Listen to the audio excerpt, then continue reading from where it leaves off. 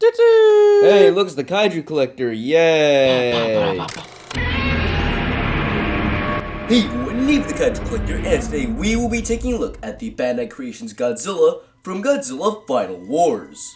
Now, for some of the people here who have been around since the beginning of this channel, then this figure might look familiar as I have done a review on this.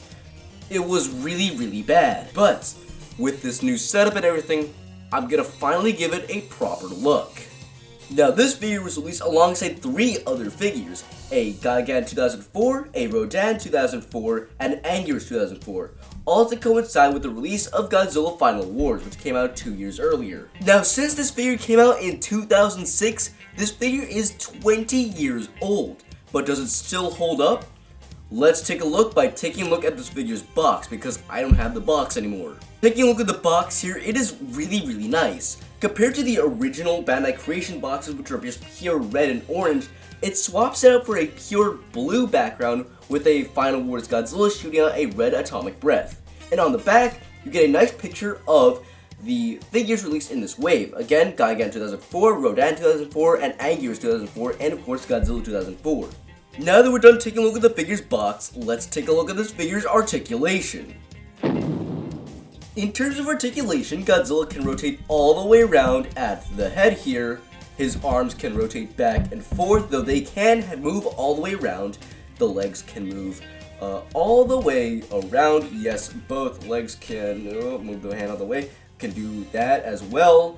And the most surprising out of all of this is the tail can fully rotate. Yes, that's a new one. Godzilla's articulation is solid. I'm gonna give it a solid 10 out of 10.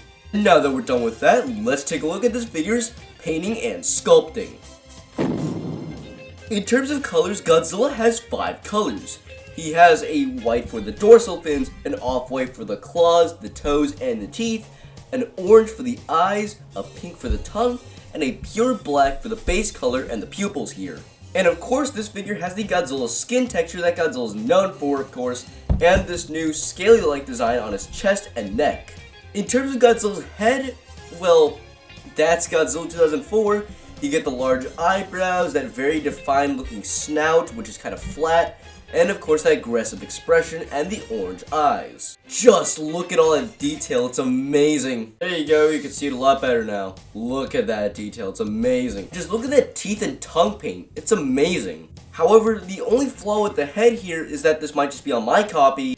The pupil on this eye is pretty small, whereas the pupil on this eye is pretty large. So he just looks a bit weird from the front now.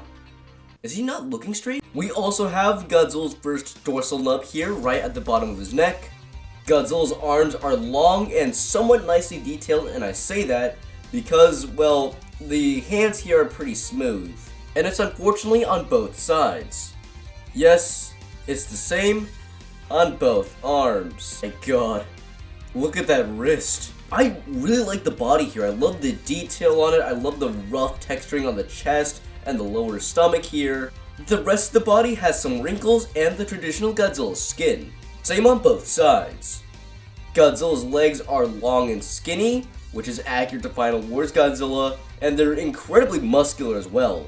Just love it how rough that texture is, it's amazing. Not much to see for Godzilla's feet, but trademark and copyright 2006 Toho Ltd, Bandai 06, China, and 300827700.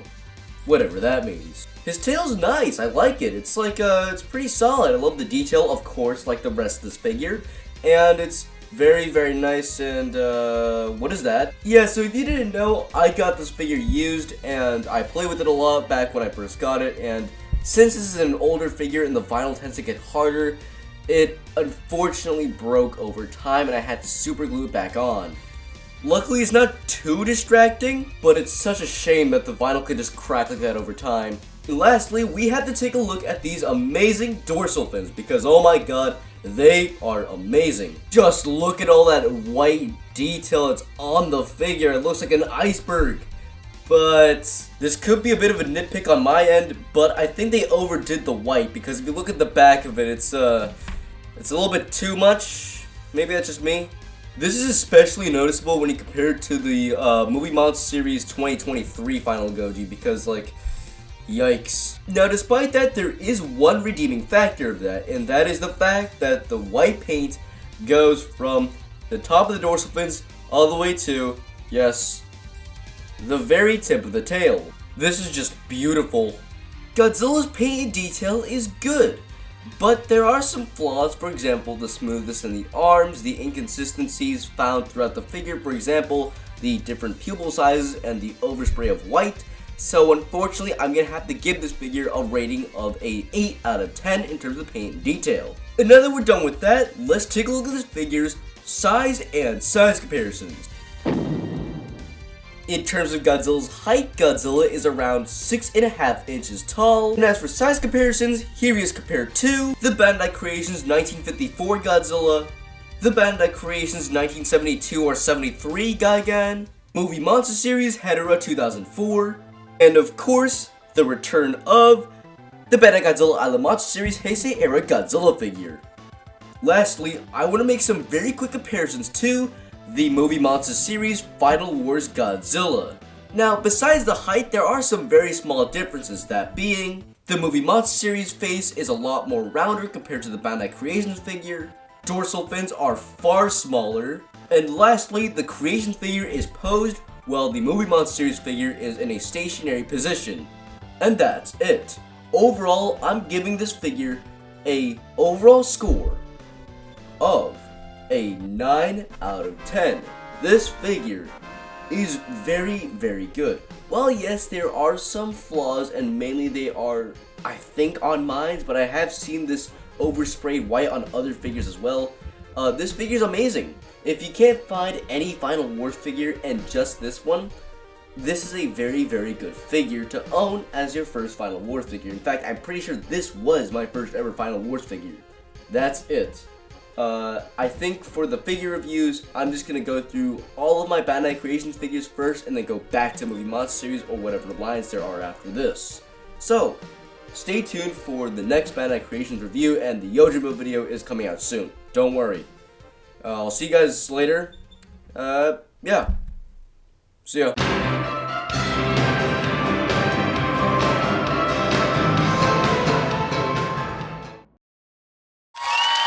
Now, this figure was released alongside Hey everyone, Nobou the Kaiju Collector, and today we will be taking a look at the Bandai Creations Godzilla from Godzilla Final Wars. It won't focus.